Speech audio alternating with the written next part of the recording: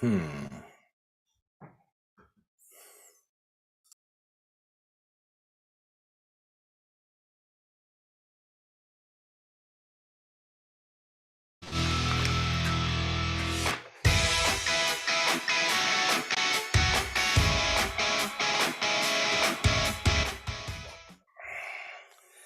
Well, it took me a minute to figure out why my sound was all messed up, and you could hear my keyboard clacking and not the music. You missed out on all the music, Janet.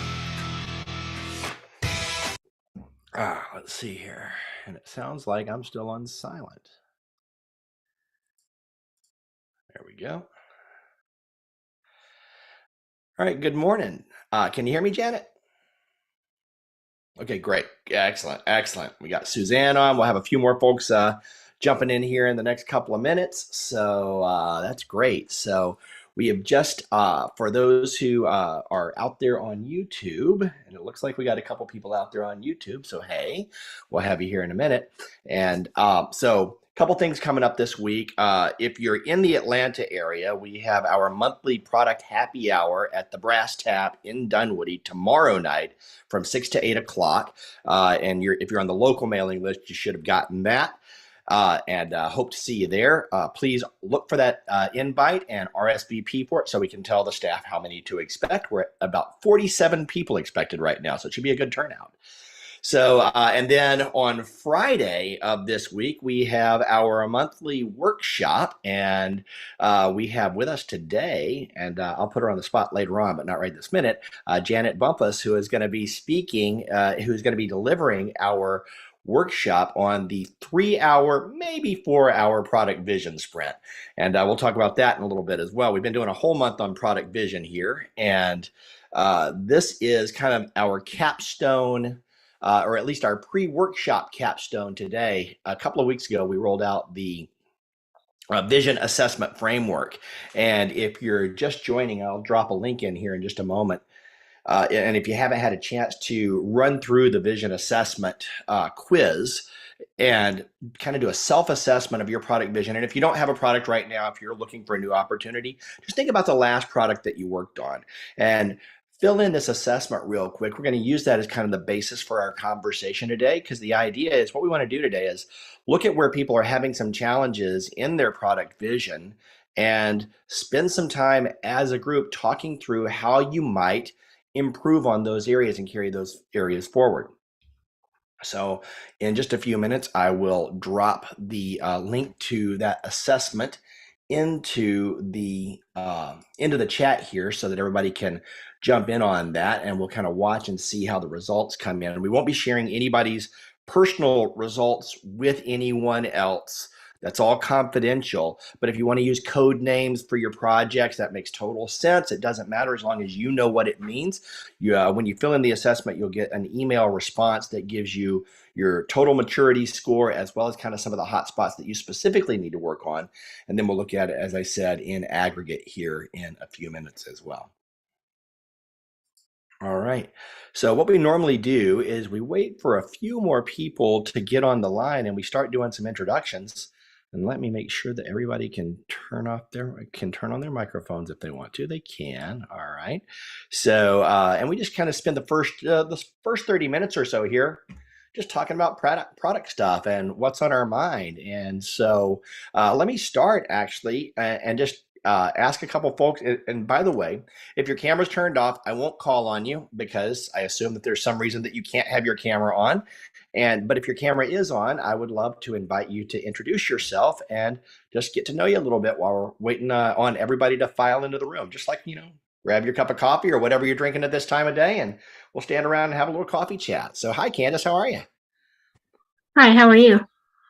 I'm doing well. Welcome to Product Coffee. Thank you. I know you're kind of checking it out today, checking out the assessment. Yes. So how'd you find out about us? Hi, how are you? Just through Google, looking for Thank you. product management opportunities. Excellent. Well, glad you showed up. We've got a community here that is really just through built Google, to bring looking product people for together to help different each other product accelerate in management our careers. opportunities. And I'm a big believer that community is one of the best ways to do that. So we're really happy to have you here. So what has your attention right now? Well, I'm a somewhat recent graduate, so I'm mainly looking to break into product management. So I'm just trying to network and learn as much as I can. Very good. Well, that's great. Well, welcome. We're glad to have you here. Well, I'm Thank a you. somewhat recent You graduate, so bet. I'm mainly Hey, looking to break Carl, into product welcome. How management. are you So this I'm morning? just trying to network and learn as much as Hey, I good can. morning. I'm hearing the audio echoed about 5 second delayed. I'm trying to figure out if I have a Thank second you. window open. I don't know about. So if you wouldn't mind going to Janet, let me figure that out. Sure, you Hey, bet. good No morning. problem. I'm No hearing the problem. audio Hey, Janet, echoed about 5 how are second you? delayed. I'm trying to figure out if I have a second window open. You're I don't know hanging out in about. Amsterdam So if today, you wouldn't mind right? going to Janet, let me figure that You're on out. mute So I'm not still. distracted. Okay. Sorry, I have the same audio problem. So Okay. it's a like it says it 2 times with a 5 second delay. Okay, I'm gonna guess that that's on my end then. So give me just a Sorry, minute to I do some have the same troubleshooting and I'll audio figure that out. problem. So it's I've had some like odd it says things it two happening times today with with a sound 5 second across the delay. board.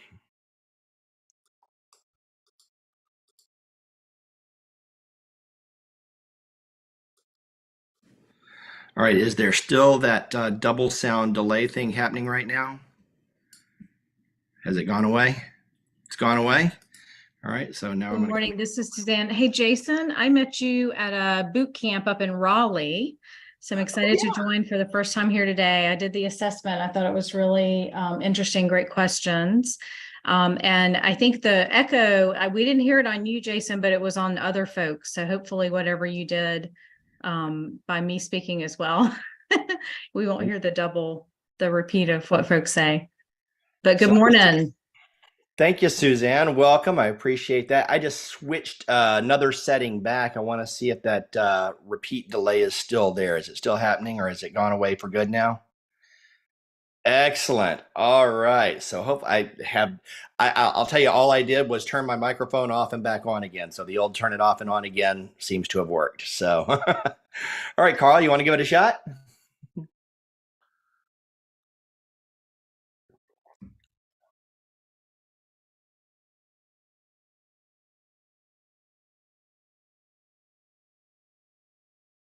I'm showing you on mute.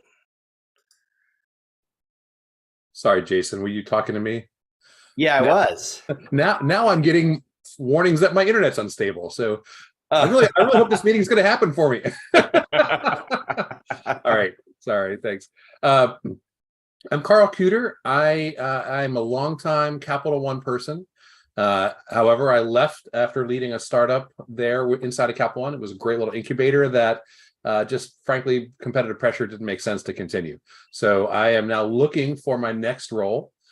Spending my time volunteering at Lighthouse Labs, which is an accelerator for startups here in Richmond, Virginia. So it's super exciting. I'm getting to talk to folks in a lot of different industries and, just kind of keep some of the practices going. I think what has my attention right now is kind of relevant to the job search, and that is, wow, and I'm sure you guys have all thought about this. What is product management really at each company? And I'm almost building this like heuristic in my head, like, what's the decision-making framework? Do you do more than tech delivery? Like who makes the strategy? Are you just given a package to go build? Like all these kinds of things have been really interesting in my mind as I evaluate possible new companies. So that's what I'm thinking about a lot these days. Yeah, you're absolutely right. It varies widely from company to company. I talk with some folks that product management is purely the organization that manages the Scrum product owners, and I talk to other organizations where product management is very strategic and runs from top to bottom and across the enterprise. And there is very little consistency out there. So yeah, understanding the toolbox and what each company needs and whether you fit is exactly the right kind of assessment to be doing.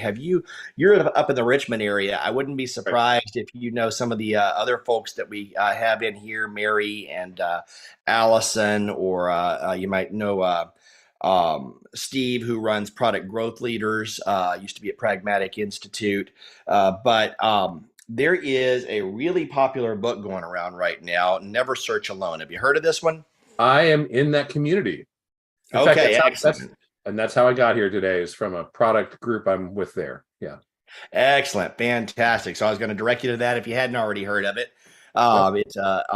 It's getting a lot of great results for a lot of people, and it's taking that exact challenge that you're kind of describing there, and and making it the core of what you're doing at your job search. So, and for those of you who aren't familiar with it, the no the general premise of the book is to create not your product market fit, but your candidate market fit, and understand what your strengths are, what your skills are, what you're looking for, and make sure that as you're looking at each opportunity that you're evaluating, make sure that those things fit really well together, and once again using a community to do so as well. So it's a lot of people have had a lot of great results from that. We have a lot of people who were on here weekly a few months ago and are now heads down on new roles and don't necessarily make it every single week, come in about every, a couple times a month. So great. Glad you found us, Carl. Glad to have you here. It's going to be a fun conversation today. Let's see here. And for those who are just joining, if your camera is on, I will invite you to introduce yourself, and I hope you will turn your camera on, but let's say hey to Janet now. Hi, so my name is Janet. I am an American, but I live in Amsterdam. I am from San Francisco, where I was a startup kid, part of a lot of different startups. And now I coach and advise both startups, scale-ups, and some big companies on all sorts of different things to do with product. Very good. And we're going to be hearing a lot from you on Friday when we're that was very fancy with the visuals. You like that? Yeah. That was good. Yeah. So Janet will be here. Janet does a 5-day product vision sprint that she runs with a lot of her clients. And we were talking a few weeks ago. We got introduced by some of you may know Jackie Flake, who is a member of our community, a really active member of our community. And Jackie and Janet know each other. And Jackie really recommended that, we talk to Janet about her product vision sprint. And she's taken this 5-day sprint and condensed it down to 3 to 4 hours. So we're going to do a 4-hour workshop on what is ostensibly a 3-hour product vision sprint on Friday, and you can go to productcoffee.com and find out about that. If you're new to our community, all our workshops are $199. If you are a member of our premium community, then they're included with your membership, and that's $299 a year right now. We're taking that price up at the end of the month. So if you want to jump in there, you can get 12 professional development workshops a year. We also have a partner in Product Management University. You get 25% off of all of Product Management University trainings, including their on-site team trainings, which is, literally could be tens of thousands of dollars in savings. So Product Coffee Premium, $299 a year right now, or $50 a month if you want to go month to month. We'd love to have you join us. We have a private Slack group where we have a lot of great people who jump in and help each other out with their day-to-day challenges as well. In the meantime, let's see, we don't have any more cameras on. So, while we're doing that, then one of the things that I would, Janet, if you don't mind, let's just kind of, for a couple minutes, as you're working with different clients who may or may not have a strong product vision in place, what are some of the challenges that you see them facing along the way in terms of when you take the big product vision picture, what are some of the biggest challenges you're seeing out there? Yeah. It's funny. I consider a strong product vision like the heart of any company. So my answer is like everything. But I'll give you an example. I had 2 product managers who are closer to the product owner side of things come to me and they're like, listen, we just really want some help. We can't seem to deliver our targets on our roadmap. And if you get into it, they're like, we're trying to figure this out. Like, should we do this or should we do that? And it basically came down to, at first I'm starting to think like, oh, is this a work in progress issue? Is this like what's happening? But it basically came down to they couldn't prioritize because there wasn't a strong vision. And every day, like, management came in with a new idea and they were like, whipped around by whatever was the latest idea. So Mhm. it's kind of, when you have a strong product vision, it kind of sets that lighthouse on the horizon that you're shooting for. And yeah, of course, there's going to be short-term things that come up, and oh, maybe we need to optimize a page and all hands on deck for something. Yes, but you're always kind of going towards that. It really helps with prioritization. So when I hear people having a really hard time prioritize, usually it's not a prioritization issue, it's a product vision issue. Yep. Next month, we're going to be focused on prioritization in general for our product copy sessions. And and then our workshop next month is going to be around strategic prioritization. And one of the fundamental components that we spend a lot of time on at the beginning of that workshop is exactly that, is making sure that you've got a strong product vision and clarity on what that product vision is, because it helps with everything else about prioritization. Yeah. So completely agree. So Jason, what do you see when people are struggling with a product vision? How does it show up for you? Yeah, I see that same challenge. The other thing that I see is a vision that doesn't have a clear way of defining progress along the way towards that vision. So measurement and governance, tracking towards that vision. How are we doing on our journey towards that vision? I see we've got this vision, but what we don't have is a way to constantly remind ourselves and hold ourselves accountable to working towards that vision. The vision is something we just talk about in the customer conference or in the presentation while we're working on 3 or 4 different things. We keep that vision in the forefront, but we're not disciplined to it. Yeah. Cool. Thanks. Yeah, you bet.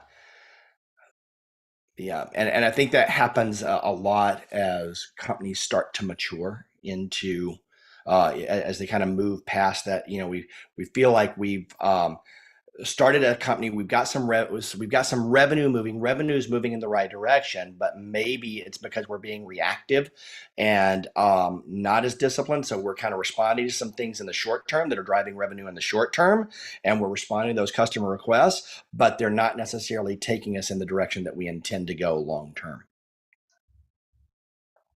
So let's see here. Looks like, hey, Allison's here. Good morning, Allison. How are you? Good. I'm not sure how long I can stay off mute. I have a Dell on my desk trying to take for being cleared for liftoff, and I didn't tell it to go anywhere. So, Love it. That's exciting. Life and technology are having a little bit of fun this morning. So, good morning, everyone. Well, you missed some of the early fun. We've all had a couple of little technology hiccups along the way. It's been a fun one. Not as bad as last week. So for those of you who weren't here last week, my computer crashed in the middle of the stream, and Holly had to jump in and just kind of take over for a little while when we just kind of muddled through it. It worked out just fine. Happens to the best of us, right, Jason? It does. Yeah. It does. So how are you doing today? I'm good. I had a little bit of life distraction the last 24 hours or a couple days. One of my indoor cats got outside, went on a walkabout, came back. So get some lottery tickets. He came back. And then they're probably gonna end up at Holly's house anyway. So maybe it's a long walk there, but so had that distracting me. But really excited for this conversation this morning. Starting to do some of the planning and conversation around our next book selection. We sent out an email yesterday for our book club members and talking through that and understanding what people are reading and what they want to read next. So really looking forward to that. Very cool. Very good. Good to see you. Hope you can stick around. Good luck with that. Yeah, thank you. Yeah, so I saw Andy drop in, but then flipped his camera off, so we won't hear from him just yet. But the book club that Allison's talking about, for those of you who are joining us for the first time, we do a book club about 4 times a year. It's not a hard and fast, but we just most recently read a book, Jobs to Be Done, by Stephen Wunker and a group of his colleagues. And it's one of many Jobs to Be Done books out there, but I really thought it was great because unlike some of the books that are out there that kind of serve as a sales brochure for a consultancy, this one was really a great guide for implementing jobs to be done theory in your own practice and learning your way around it. And then we had Stephen join us for a book club wrap up where we did a author's Q&A on that book. And that's kind of become one of our regular patterns. We'll go through a book and then have the author join us for a Q&A and a little bit more intimate chat with them about the book and what they learned along the way. It's been a lot of fun. So, and we'll start up the next book club pretty soon. We're looking, as Allison said, we're looking at a couple of options. You can go over to productcoffee.com/book club and sign up for that if you're interested in it. We'll let you know what book we're going to read. We'll put it on your calendar so that you know what days we're going to meet. And Allison and Manesh and Brandy, our librarian team, will facilitate those groups.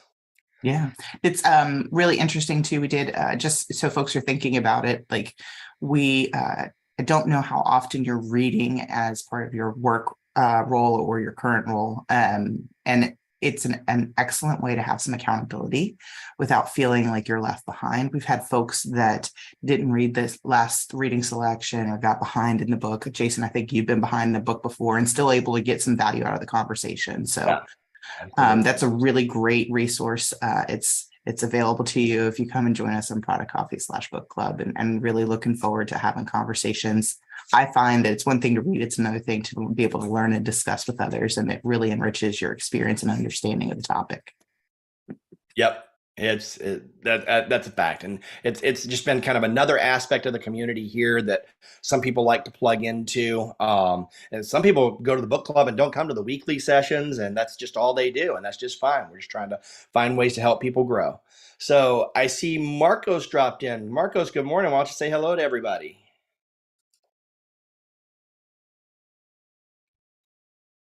When you come off mute.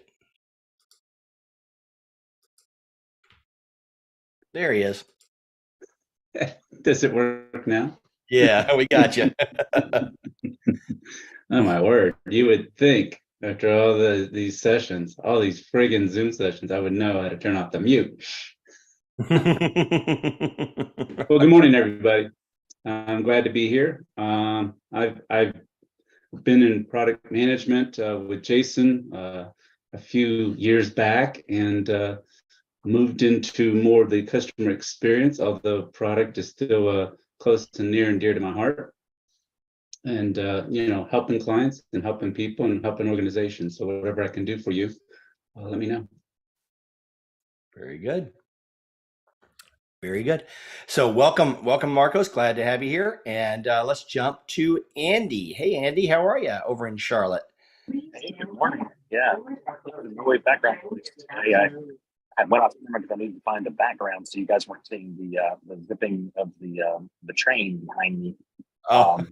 So I am doing the light rail to the office today. Yeah, great to be here with you all. I find it easier to pop into the morning session, so I'm kind of glad to see the 7:30 come back in here today. It works better for me. I'm kind of a morning person. On my mind today, speaking of planning and vision and product vision, we're looking at 2024 planning for one of our larger clients and negotiating with our architects on how much we can share from a t-shirt size. They love that word, t-shirt size, right? And how much we can share with the client to talk about staffing, right? We've got to have those real conversations about staffing and changes in staffing and everything, now, not later. And so there's the preference the enemy of good kind of discussion and respecting our very experienced architects, but yet knowing that Friday we can tell the client something, even though it might change. So that's what's going on. And today I'm going to 9:30. I'm meeting with one of our directors to start crafting, continue crafting that presentation. So that's what's on the mind here. All right, cool. Very good. I hope this is helpful for you today. Looking forward to your feedback and participation. And let's say hey to Kevin Lewis. Good morning, Kevin. Hey, good morning, Jason. Good morning, everybody. It's been a while since I've been part of Product Coffee, although I've been in and out of these sessions for a couple of years now. Always found them interesting, but just am never or rarely able to fit them into my schedule, unfortunately. So happy to be here. This one especially caught my mind because I have been on a bit of a warpath. That is a strong way to put it. I like it. And insensitive in these times. So let's just say that a hot topic for me with my product managers has been creating both a vision and a strategy, as well as a roadmap, and understanding the difference between those three. Because most product managers that I work with have roadmaps and they say, yeah, this is it. And they don't understand the need for a strategy, much less the need for a vision, even on top of that. So yeah, this topic's really near and dear to my heart. So I'm excited for the conversation today. All right. Well, really glad to have you. Yeah, that distinction between vision, strategy, and roadmap it gets plugged in together, and they're all key components of a robust strategy. But so yeah, we'll definitely get into that, and hopefully give you some tools that can help you with your team. Although it sounds like you've got your hands around it, it's just maybe some tools that can help your team kind of get their heads around it a little bit more. Help your teams and the folks that you're working with get their heads around it a little bit more. Yep. Great. See here. See if we got anybody. Well, it's good to see you back. It has been a while, and looking forward to having you here. Hopefully a little bit more often in the future. I'd like to see you some more. So much as I can. All right, fantastic. So we'll get started here in just a couple more minutes. I want to give a few more people a few more minutes to join. Kind of a little bit of a quiet start this morning. I was going back to look through some of the questions that we had, and since Candace is on here, we got a few experienced product people on here. One of the questions that we get quite a bit when people register for Product Coffee or reach out. One of the questions that I hear quite a bit is from folks who are looking to either move into a product management role or solidify themselves early in their career. And one of the questions that people ask a lot is something to the effect of, what foundational skills should someone early in their career focus on? And I think it'd be great just here for a couple of minutes. Would love to hear from a few folks who've got some experience in product about what you view some of those core foundational skills might be. Just feel free to raise your hand or jump in.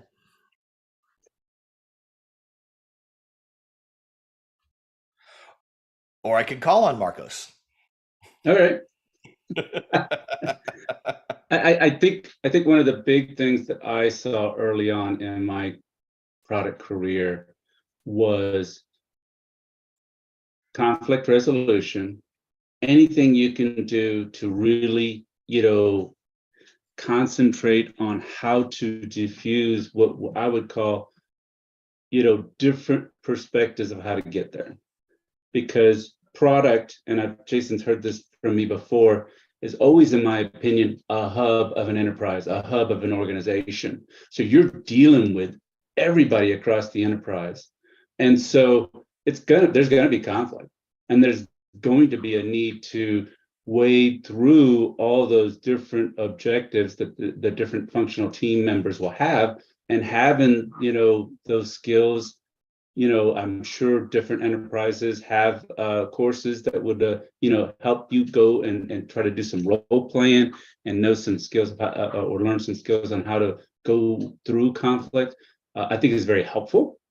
So I would add that. There's tons more, but I'm going to let other folks, add to that list. Cool. Thank you, Marcos. Let's jump over to CB, Cavell Benjamin. How are you, man? I could be better, but yeah, right. To throw my 2 cents in the ring, I think asking questions and being curious and being curious all the way down to I hate to say root, but really understand where things can come from, really understand the why of things. I think there's a little bit of we ask 1 or 2 questions, and those surface questions really don't get at what's really going on or why something is happening. and you miss a lot of context or a lot of history that may actually drive a different way of thinking or a different solution. That's one. And then the second is being able to balance making fast decisions and then being able to take a minute and actually asking for additional information, which kind of gets back to the first one. So as the last person said, you really are a fulcrum, if you will, for a lot of things. And in some situations, you got to make a decision quickly. You can't wait 2 or 3 months. And then in some situations, you may need to take a week or two to do your due diligence, and knowing when to do either of those is important. Yeah, I love how you point out that distinction, because both are important. And I've even seen job postings for product management roles where the posting itself lays out, if we don't want you to come in and do a bunch of analysis. We want you to come in and act. And then there are some opportunities out there that say we need somebody who's going to come in and develop and own a strategy and figure out, and help us understand what direction we need to go. I think having a pure one-sided view of you must take one approach or the other is fairly limiting. So I like how you really point out it's knowing when to take which approach, when to move, and when to think. Thank you. Thanks, CB. Let's go to Carl real quick.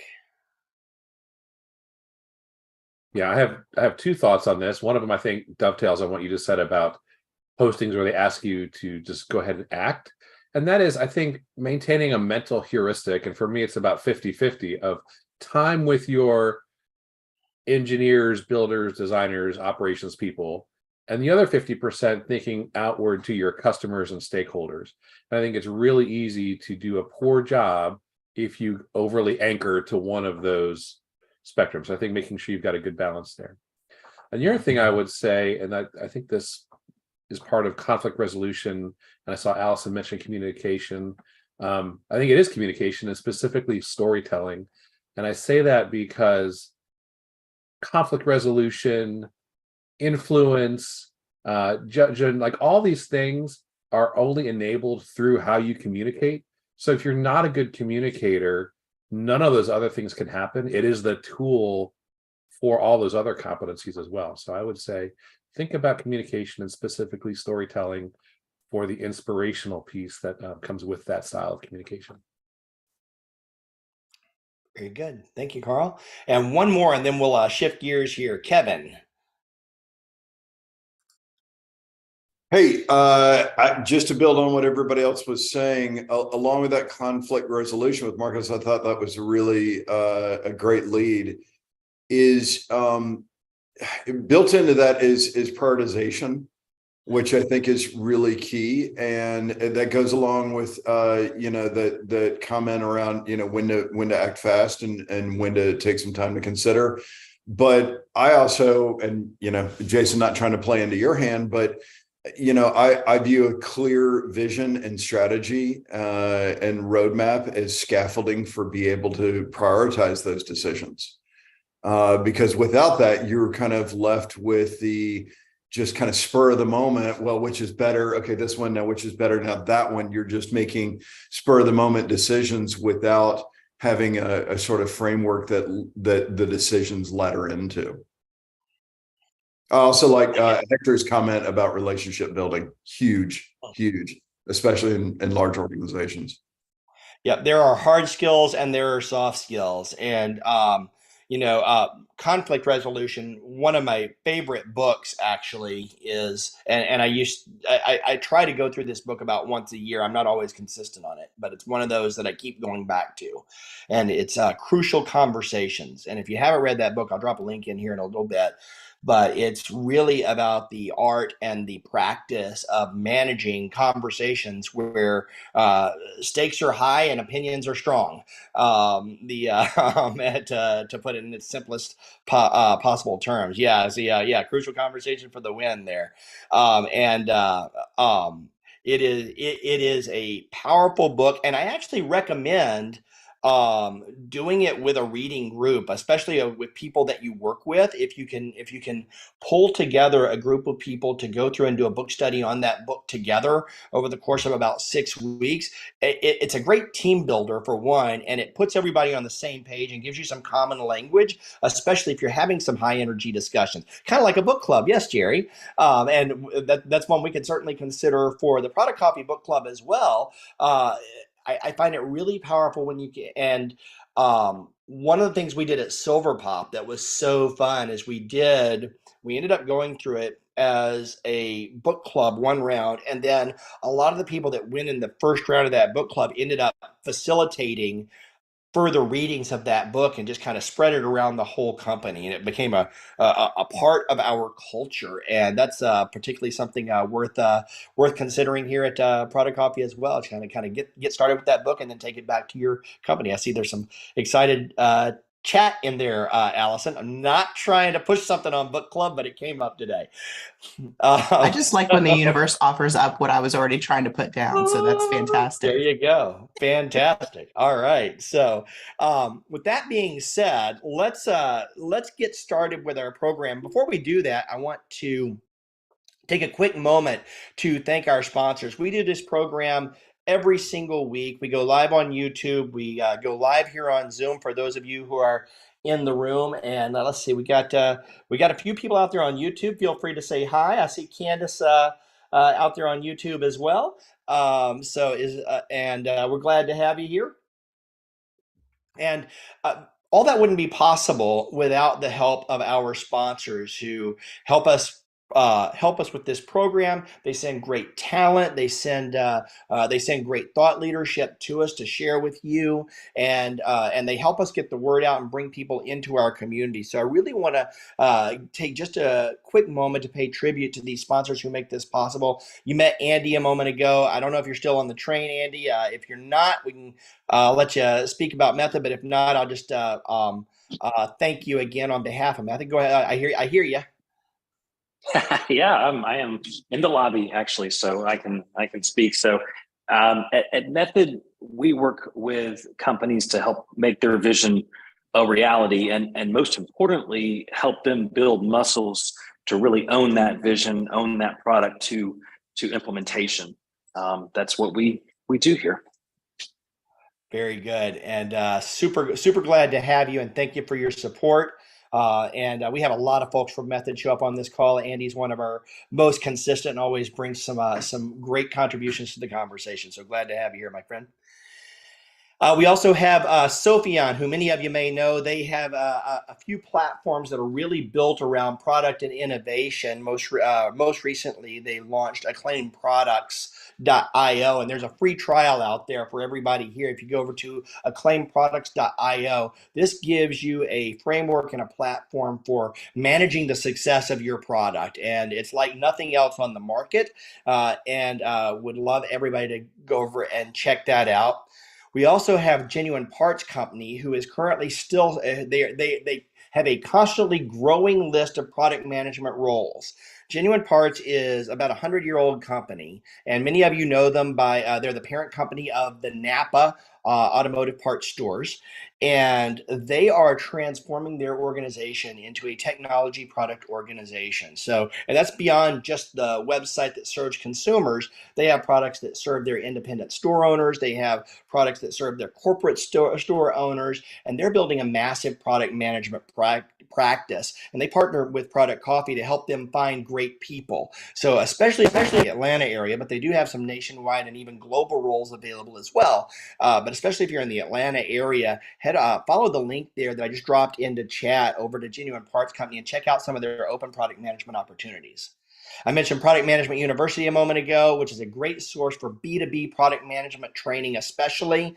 They've got some great training that applies to all product types, but especially on the B2B side and the portfolio product management approach that John Mansour has been promoting through Product Management University. And if you're a Product Coffee Premium member at productcoffee.com/premium, if you join that premium membership, you can get 25% off of every single training that Product Management University offers, in addition to the 12 monthly workshops that you get through Product Coffee each year as well. And there are a bunch of other benefits now and coming soon for those Product Coffee Premium members. And finally, Feature Upvote, who provides our ideas board at productcoffee.com/ideas, where you can make suggestions for the things you'd like us to cover here. If you haven't already done it, I'm going to drop this link into the chat real quick for the product vision assessment. Please take a moment to fill that out. And yes, Jerry's pointing out that a lot of companies will reimburse you for Product Coffee Premium as well, because it is a true educational program, and there are training and education budgets in a lot of your companies that you can tap, especially before the end of the year. Those are going to reset at the end of the year, so make sure that you don't let those dollars go to waste.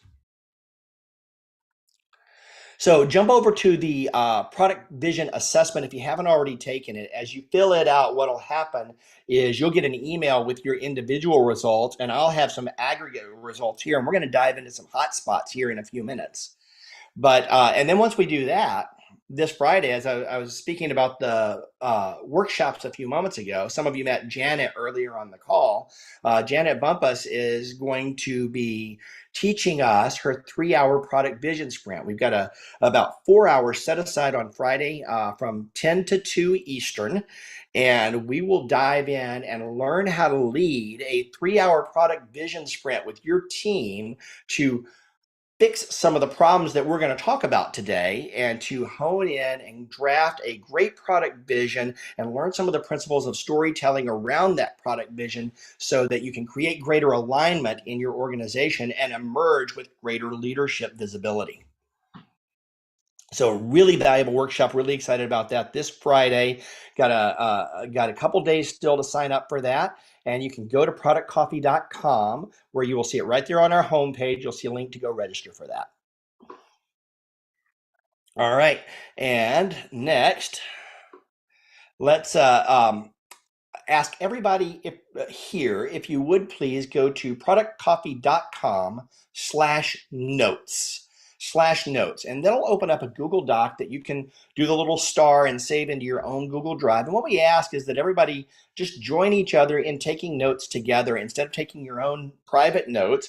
We ask that you do this as a group. It's kind of part of the community exercise here. Another way to connect, share your insights, share your questions. If you hear something that makes you think of an article or a book that you'd recommend on the topic, drop some commentary in there. We'll also drop the chat into that document later on as well, so it becomes kind of part of the living record of this session for you to come back to in the future. The only way you get that document is to either be a member of our premium Product Coffee, or be here on the session today and save a link to it in your own Google Drive. Nobody else gets it. That's how you get it. All right. So today, welcome to Product Coffee.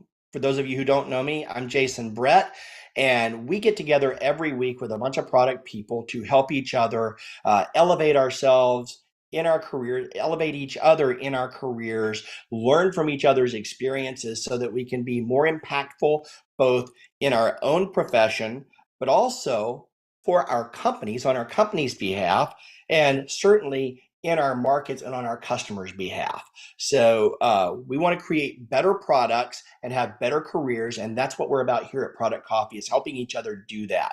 Today, we're going to be doing a deep dive on product vision and really digging into some of the areas of product vision that people have a lot of challenges. And this is going to be a town hall format. We've got the aid of the assessment that I gave you a moment ago, and we'll ask you to fill that out, and it's going to give you a little bit of a view, and it's a self-assessment. So it's based on your perspective of how mature your product vision, or if you want to look at your last company's product vision, really is. And we'll dig into some of the areas that people seem to be struggling the most and talk about some strategies for mitigating that. So let's go ahead and get started with that. And I'm going to jump in right now. I'm going to jump into the into my back end on the assessment here and take a look and see where we are. So what it looks like is, of all the people who have completed this so far, and we have got about 18 submissions here. What I'm seeing here is it looks like kind of if I look at the most common responses, it looks like folks are generally in a maturity level of what we call developing. Your product vision is developing. It's taking shape. It's got significant gaps. You're on the right track, but there's some specific areas you need to work on for improvement. And what I'm seeing here specifically in terms of the area that's needing the most support is we have really kind of three areas that are kind of struggling. One is in clarity, one is in measurability, and one is in evangelizability, which is a word that I think I made up. And this came about a few weeks ago. We did a quick just a quick poll in this session back at the beginning of October, and asked people how strong they thought their product vision was. And the most common answer across that was, I don't know. People just didn't really know. Yes, evangelizability is a big mouthful of a word, and some people absolutely hate it. I'm still looking for a better option. But so we came up with this assessment to help people quantify. I'm a big fan of quantifying things that are fundamentally qualitative, finding creative ways to score things. And so we built this assessment out over a couple of weeks and launched it here 2 weeks ago, and came back this week to talk about some of the big areas. So what I'm generally seeing here, based on the responses that we've got so far, is that we've got some challenges around vision clarity, vision measurability, and vision evangelizability. And let's talk about what each of those things mean. So your vision clarity from the assessment, and for those of you who took it, this dimension assesses how easily understandable your vision is. It covers the simplicity of language, its conciseness, and whether the vision is well documented and accessible to all shareholders. A clear vision is easier to communicate and understand. So let's just talk about that for a minute. And I won't put anyone on the spot, I promise. But we have a few people that kind of rated their product vision as fairly vague. And if you're willing to talk about it, even if it was a past company or a new company, let me know. I'd like to know a little bit more about that if you're willing to talk about it. So I'll take a pause and let somebody answer if you'd like to. But it's a little scary spot, so I understand if you don't. So Jason, I'll jump in. At my previous company, there was a product suite. It was a B2B product suite, and people never talked about it in terms of what the vision was. They only talked about it tactically in terms of what it does today. Mm-hmm. We have X does A, B, and C. Yep. Just very plain matter of the fact. And, even in the best, most capable communicators' hands, it still sounded really completely uninspiring. Mm-hmm. Feature function, feature function, feature function. Yeah, there you go. And you're right. That's not a vision. That's not a vision. We may have a direction to make it feature function better than it does today, but that's not a real change. So, Alice, you got your hand up. I'm excited because it actually is seeable, so that's not normally the case. I've positioned my artwork accordingly this morning. Just tagging on to what Kevin said there, I think I've had some previous experiences where perhaps the idea for the product became just like gathered snow and turned into a giant snowball, but there really wasn't anything at the core. And every time we tried to talk about, but what will this be, we couldn't get past like, it's just going to do this, or it's just going to do one thing. And so a vision, you have to say it's going to do this in the future, or radically change the way we do something. And I think that's something for me has been a red flag. If you can't tell me past like the thing that it's great that it solves a problem today, but how is it going to do that for the future once people start using it and understand it? Yeah. And then how clearly are you communicating that? Mm. And how possible is it to communicate it? Is it written down, or is it in someone's head? Is it in the CEO's head? Andy, you got your hand up. Yeah, I was going to say, to add fuel to the fire around feature focus. One of the negative results of being so feature focused is that you're always going to have someone else out there, another competitor who has a feature you don't have, or a feature that's done in maybe a cooler, smarter, newer way, and you're always going to be fighting the battles with the sales team of, well, the other the XYZ competitor has XYZ, fancy widget that we don't have, so that's why I can't sell it, stuff like that. So I've been there, done that. Yep. It's not fun. It's not fun at all. So the vision can get you past that. So usually. Yeah. So. And it might help for a lot of people, especially if you're watching the recording later and you're just trying to catch up on the concept here, to make sure that we're really clear on what a vision is in the first place. And to me, the vision your product vision is really a description of how your customers experience is going to be, what your customers experience life work is going to look like when your product is achieving what it's intended to achieve. So if you think about, we're creating a product for a reason, for an outcome, and when you achieve that outcome, this is what your life is going to look like.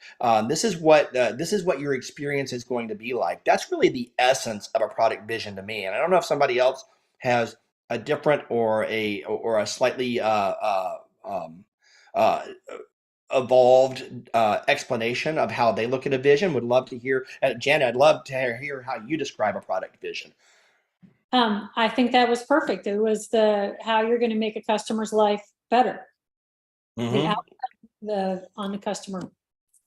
Yep. And that provides a lot of clarity into what you have to do in order to get there. And so when we're talking about clarity and product vision, we're talking about, can people understand, is there a way for them to go back and reference and very specifically have the same idea of what the product vision is as you do, Andy, as you do, Carl, as you do, Allison? Do they have the same definition of vision, of the vision, as you do? And so in order to do so, it's got to have understandable language. And in order to have understandable language, it's got to be recorded somewhere, right? So the first thing that I would ask, for those of you who have that kind of vague vision, is the product vision actually written down somewhere? Or does it live in someone's head? If it lives in someone's head, you've already got step one to solving this problem is get it out of the head and onto paper, onto an internal portal, onto a deck where somebody can actually look at what the product vision is. One of the things, we did a session on this last year. One of a great tool for jump starting your product vision, getting it in writing, is from Clayton Christensen's book, from where he talks about, or no, I'm sorry, it was Jeffrey Moore's Crossing the Chasm book, I think.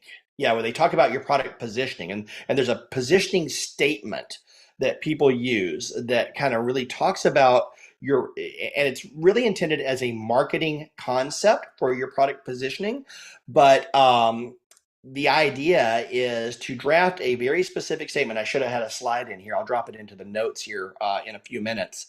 But it gives you a very specific format for writing a statement of how your product is positioned in the market.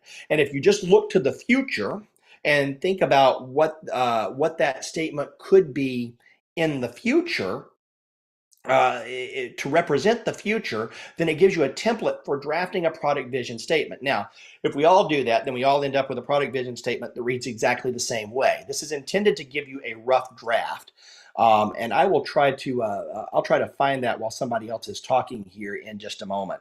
But when it comes to clarity, just having it written down and using that Jeffrey Moore product positioning template in a future facing sense is a great way to get started with that. but make sure that you're using simple language, not full of a bunch of industry jargon. You're talking about how you're going to change your customer's experience, how you're going to change your market's experience, and keep it as concise as possible. Something that Jason has a hard time with doing. Any other thoughts on product vision and clarity of vision, examples of great clarity in vision or poor clarity in vision that are resonating with you at the moment before we go on to the next topic? So don't use big words like evangelizability. Is that? Yeah, that would be a great idea, Andy. But I do Wow. love that word, though, by the way. I even asked ChatGPT for alternatives, and I didn't like any of them. So it did not make I think a it good expresses thesaurus it in reality. Yeah, which is why we're all joking about it. So yeah. I think the struggle that I've had sometimes is the difference between having a vision that is tangible, very, very tangible, and aspirational. And, you know, if you go too aspirational, it starts to become fluffy and people start to lose what you're trying to say. You know, and there's a lot of examples of some pretty bad vision statements out there, where it does get very nebulous. And it's like, you know, we're trying to solve world peace. And I was like, look, that can't be what you're doing, really. Yep. We had that conversation the other week too, didn't we, Jason, about you've got to keep it realistic enough, right? Like it can't be too far-fetched. I think we used the example of going to the moon back in the 60s or going to Mars today. It's like if you had talked about going to Mars back in the 60s, people would have been just too far out there because like we had never left the Earth. But by setting a vision of going to the moon and thinking that was achievable, or knowing that was achievable with the technology at hand, it made it achievable. And so today we can look at, you know, going to Mars and think, well, it's a possibility. Yep. But yeah, to your point, Marco, you don't want it to be too far out there that people are like, yeah, that's just not even achievable. You've got to be able to see it. Yep, 100%.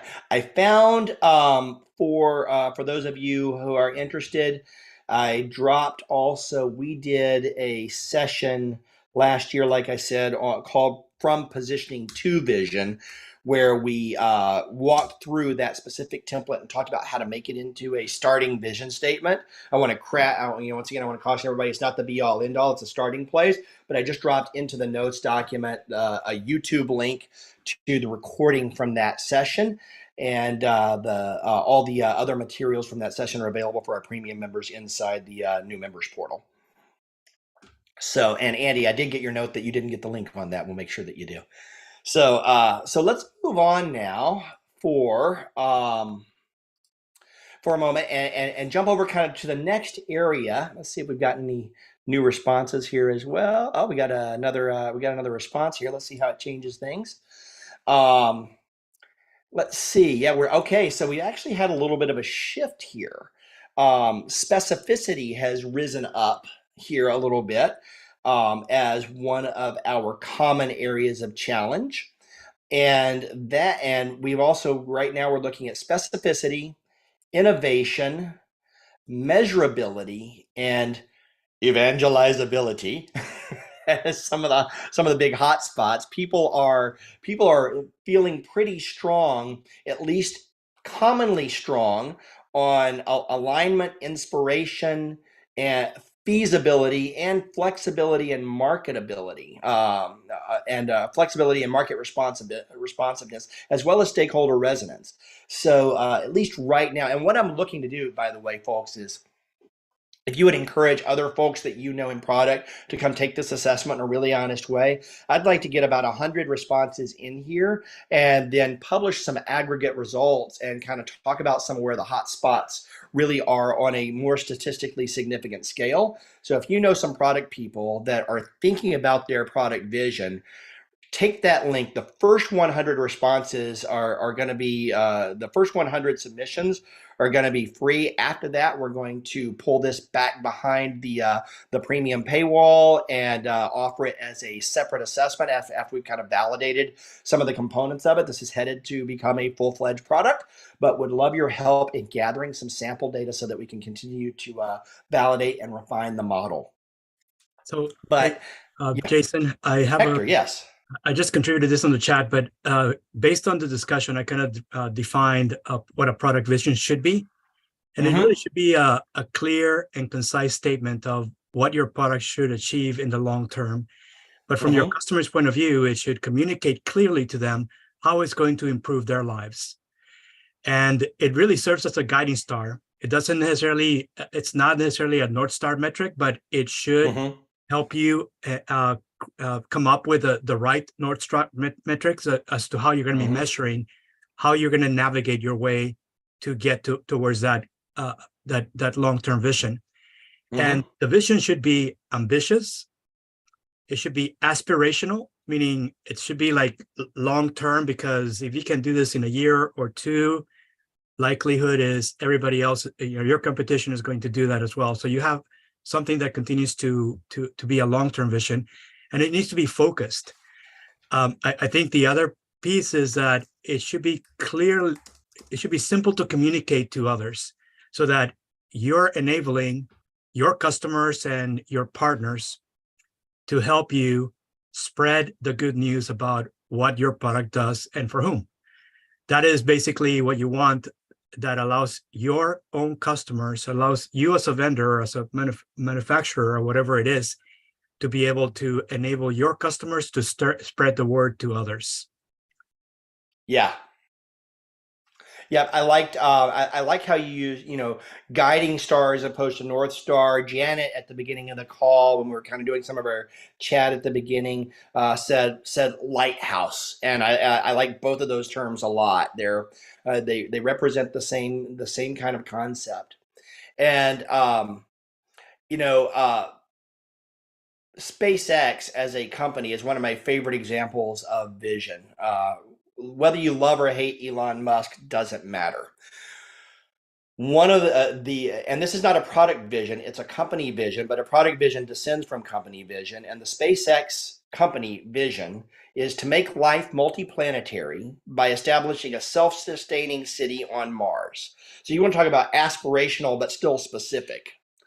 That is a pretty clear vision. It is not a 5-year vision. It is a lifetime vision. I read a book years ago where Elon Musk said, I want to die on Mars, preferably not on impact.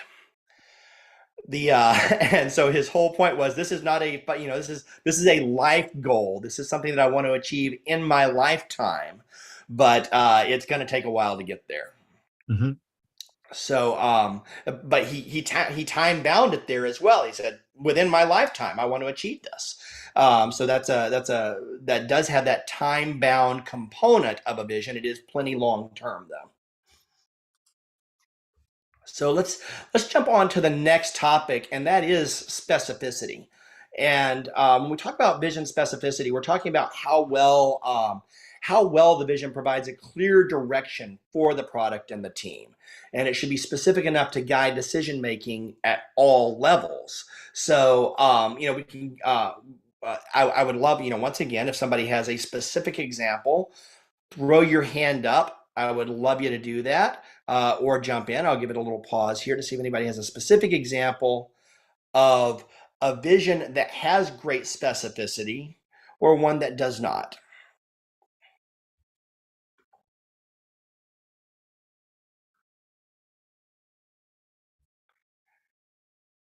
All right, I will take the silence for a moment, but we'll talk about, let's go back to that SpaceX company vision and apply it to a product if we're talking about a Mars colony, for example, and talk about the specificity and how it's used to guide decision making at all levels. Making life planetary by establishing a self-sustaining city on Mars.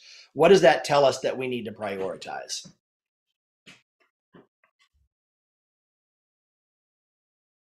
That's not a trick question. I'll come off We want to mute make because I was typing. I wonder if it's like when you talk through that, I keep going back to behavior change a little bit, so maybe I'm a little too low, but the idea of does it give us a binary opportunity to ask a question? Does it do this? Does it not? And so if we our statement says, I forget what you just said with, I'm not going to get the whole SpaceX thing now, but like, does this allow us to build life on Mars or not? And then maybe there's some opportunity, like it, does it allow us to do the thing is a little too broad, right? So we think about all those awesome vision statements that we have collected over the years for things that don't say the right thing, but right, very specific, Mars, life sustaining, that type of thing. And so there's the specificity I think that you're looking for in that example. Absolutely. It's very clear what success looks like in our definition. We're not even talking about measuring anything yet, but those outcomes are very specific and clear. Self-sustaining city on Mars. CB, what do you have? What can you add? Yeah, I think that the behavior change aspect of it is interesting. I put a link in the chat. Like the vision should be specific enough to be able to support the other areas of change management. And you kind of almost think about backing into the details, because of course you don't want to get too specific, but you want to be specific enough to where you can ask the questions and back into what are the priorities of the work. I think about what we're doing right now and at my job, and we're going through a transformation, and we do have a vision that allows us enough clarity to ask those binary questions. There's still some ambiguity that we have to think certain areas, but it's not as much as if it wasn't clear or specific enough, which keeps us focused.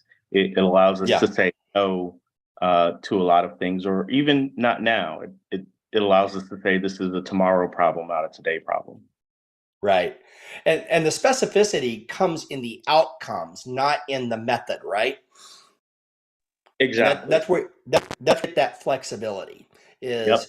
We can get to this outcome in multiple different ways. So we can figure step 2, step 3, step 4 after we figure step 1, but we can still judge whether we're heading towards the right outcome. Agreed. Yep.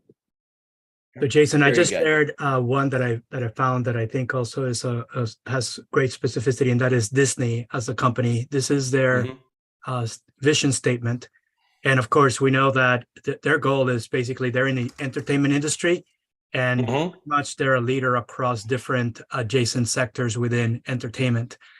And you know their story is basically they say we want to be a premier entertainment company, but that's kind of like the vision, the long-term vision. But it is really to entertain and inform and inspire people around the world, right? So that's, you know, even though it's specific enough, but it includes everyone in all sorts of different types of entertainment. And they're saying, how are we going to do this?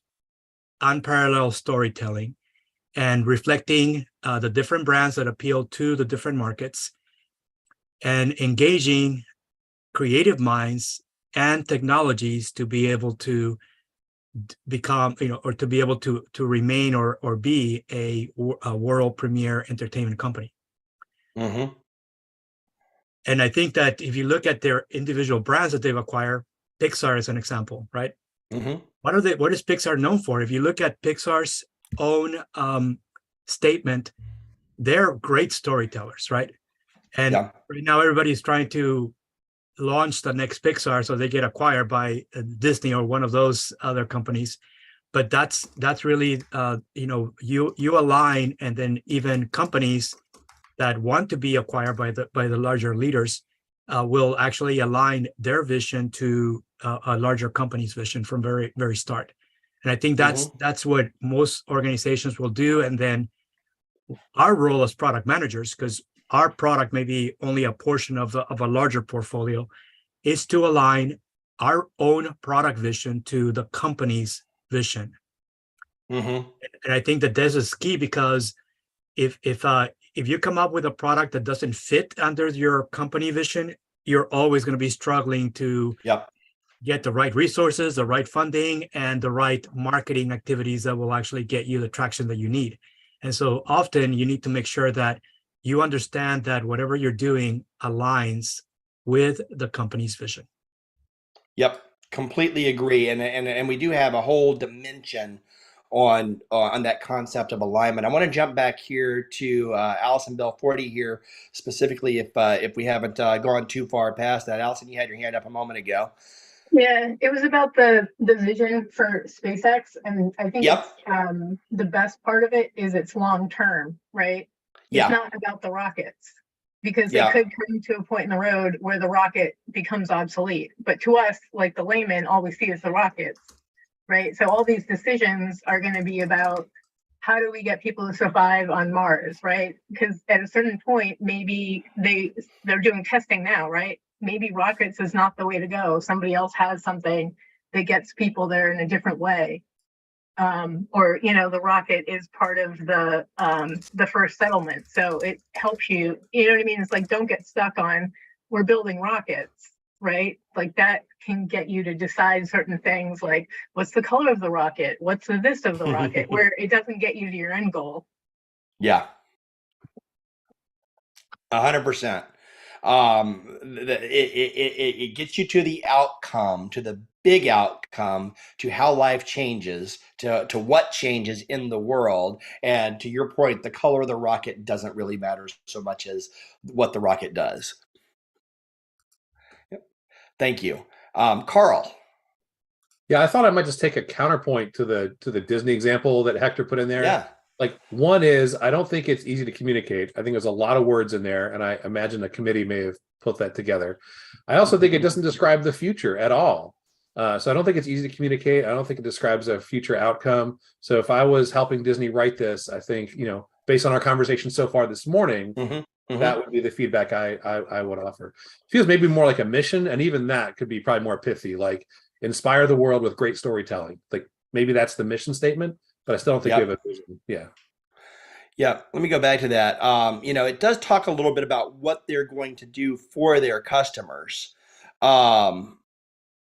But it's also very internally focused in terms of reflecting the iconic brands, creative minds, and innovative technologies that make us the world's premier entertainment company. So there is a little bit of a internal focus, and I'm not, having the customers, how does that serve your customer that you are the premier company? Well, it doesn't. What serves your customer is that you've entertained, informed, and inspired them. Right? So I think that's a really fun one to examine. Thanks for bringing that, Hector. Thanks for pivoting on it a little bit, Carl. Those are fun conversations and examples. So let's and if you're in the chat, Eric dropped the template that I was trying to remember to verbalize and just kind of spit out. And I did not have instant recall. I've got a few references on it. So thanks for dropping that in the chat. That one's really wordy, Jason. Like it's hard to get out even if you're trying to put all your words in there. So I think they pare it down through a couple of statements in the exercise in the book, and that's really helpful too. Yeah, you're talking about the Jeffrey Moore template. Mm-hmm.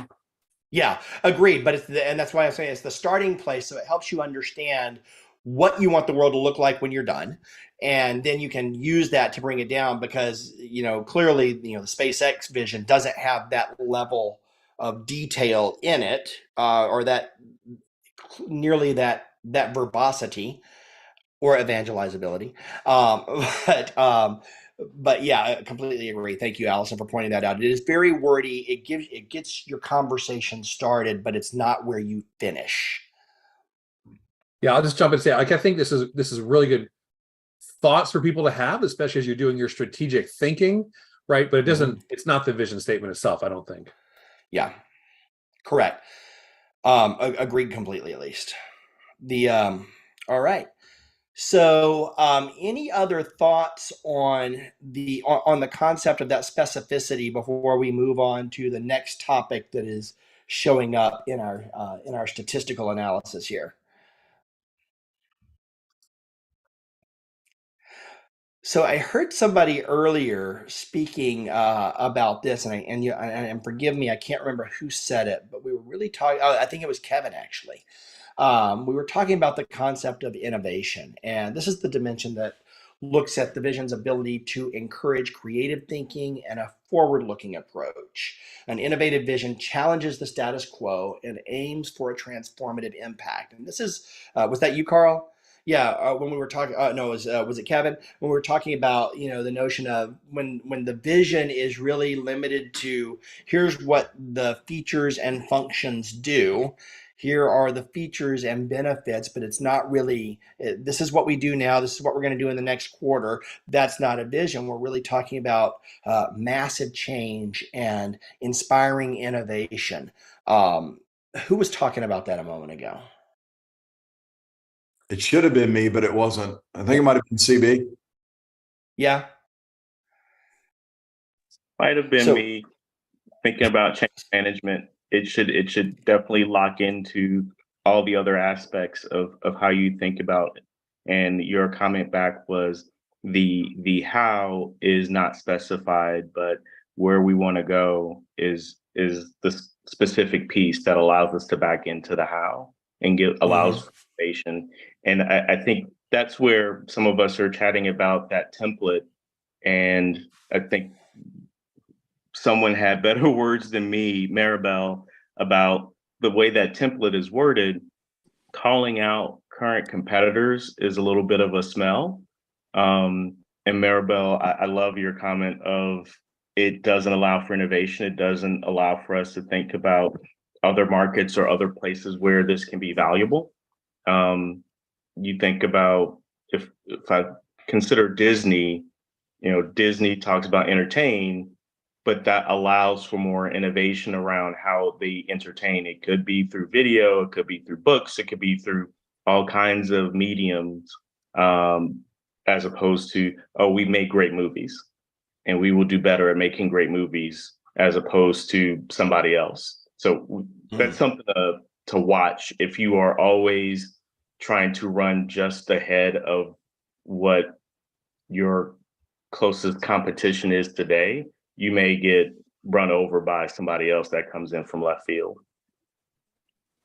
Yep. That makes a lot of sense. And I go ahead. Oh, no, I was just saying, thanks, CB, for articulating that point. That's exactly the thoughts I had. And the template is probably good as a starter. And then, how do we actually consider things that this is the way the world looks now, and maybe we're comparing it to how it is today. But if you are only comparing to what's out there, then yeah, that's where if you're in a new way of doing business, if you're changing, your whatever the innovation is coming from, this template doesn't really allow for that. So just the importance of not only using something like that. Yeah, and to layer onto that, Maribel, CB, earlier in the call, you were talking about, going down the path of why, almost to the point of rudeness. I think that was you, CB, to really dig beyond the initial question, the initial answers, and the easy answers. And the same thing goes when exploring and trying to define that product vision, because if you start with that template, you're still going to end up, to your point, with a statement that reflects what we know now, the case of what we know now, and can be very grounded in our understanding of current reality.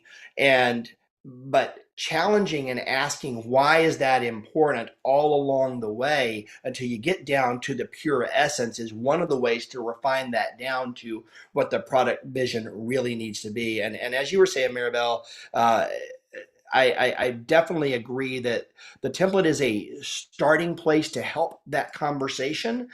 The reality is that every single framework that's out there, no matter what it is, there is no perfect framework that is going to get you to the end answer. There is no perfect template that's going to get you to the end answer. These are tools in our toolbox to help us break through a barrier and move forward in our strategic role as product managers. So, absolutely. A thought that I had, and I'm almost hesitant to put myself out on a limb here, but there's so many good opinions here that I almost welcome it. Think of your personal product vision statement. Like every one of us, when we're in our role or going to our next role, is selling ourselves. And, you know, what is that, our product that we want the world to react to and say, I want that. We need that here, you know.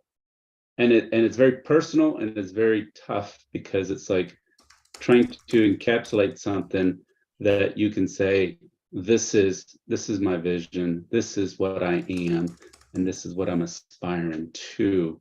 I think it's something very near and dear to all of us. Yep. And I have an example of mine, but like I said, I'm hesitant only because of my own ego. Oh, bring it, Marcos. Bring it on. It could get bruised. You're in a safe space. Well, I will. It's only being broadcast to YouTube. It'll be fine. I will put it in the chat and just see love reactions to this, because I don't think this group is afraid to throw arrows at it. All right.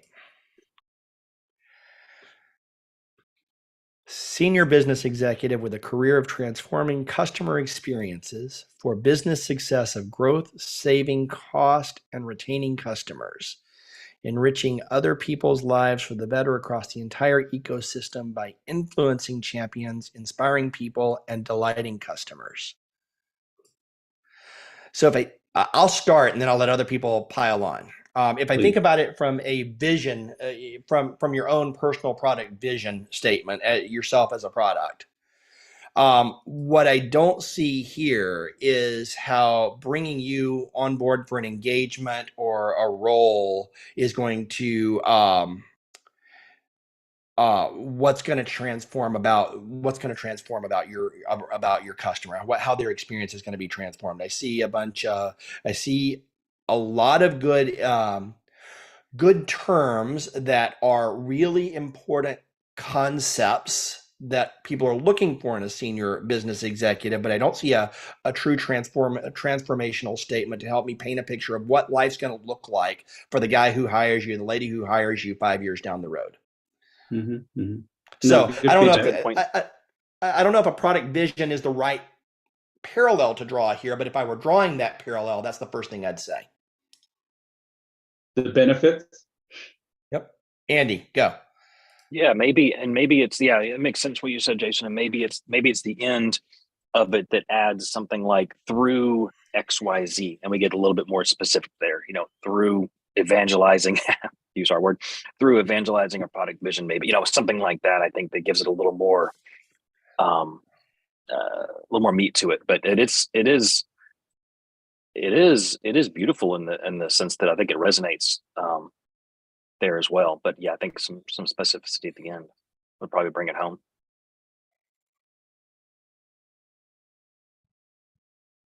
Anyone else? Come on.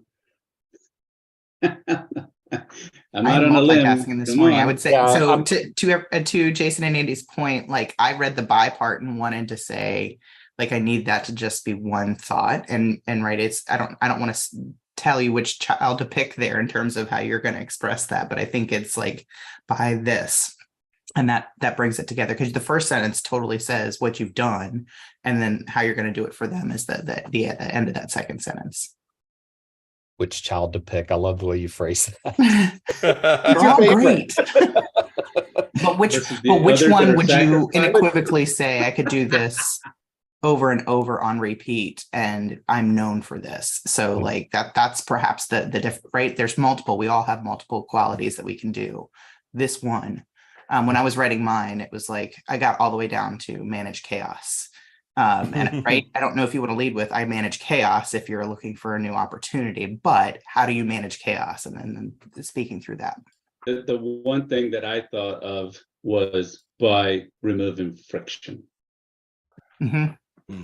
You know, and that right there is very concrete to me. I don't know if it's concrete to others, but to me, removing friction out of an interaction, a business to a customer, it's a big deal.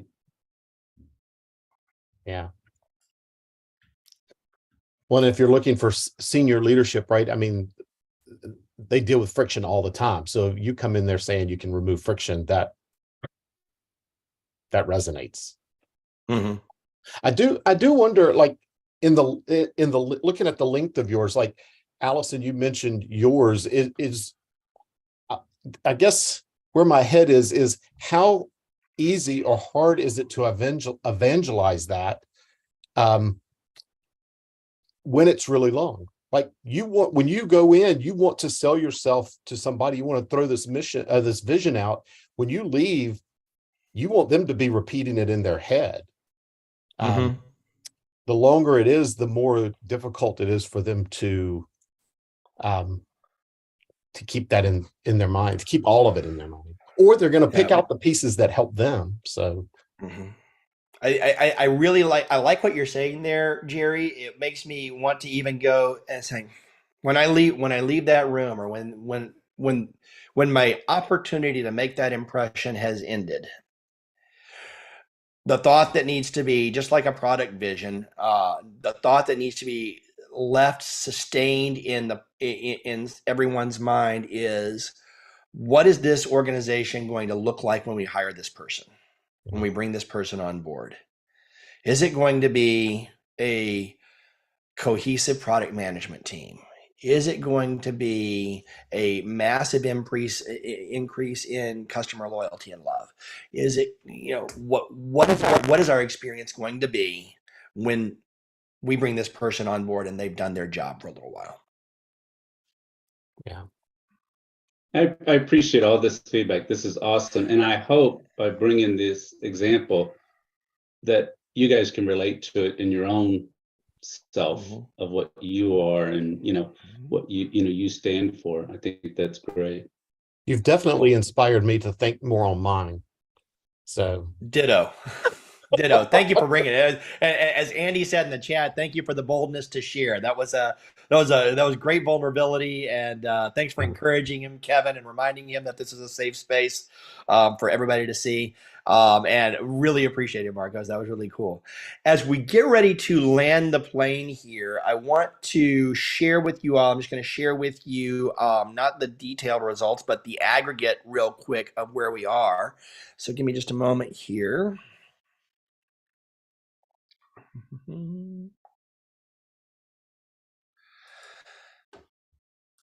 This is, if it's helpful, let me see if I can shrink this window a little bit to make it a little bit more digestible. Oh, no, I'm not going to be able to. Can everybody see that graph okay there? Yep. That bar graph? So what I did here is I just kind of shared some of the most common answers, right? Some of the most common results here so far. And what we see with 0 being the minimum and 5 being the maximum score for any specific dimension, or I'm sorry, 1 is the minimum and 5 is the maximum score for any one dimension. This is just really simply looking at the mode of each of the responses in each category, and you can see that the most common areas of weakness tend to fall in clarity, specificity, innovation, measurability, and then the last column is evangelizability, which even the Google Sheets didn't want to try to say. Click the space So refresh the chart, Jason. That should put it there. I think the chart's just too small for the label. there we go. Trademark that. There we go. There we go. That's better. Boom. No, I liked my answer better. Yeah. But anyway, that's kind of where we are right now. And there's certainly some more analysis that that we'll do as we get more data in. So once again, please encourage your colleagues, your acquaintances who are working on active products to come in here and perform this assessment on their own product vision.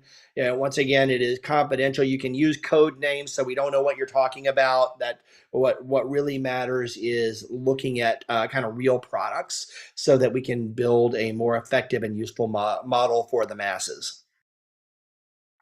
So, and that brings us to the close of our session today. I want to thank everybody for being here and being a part of this discussion. I hope it was valuable for you and you had fun.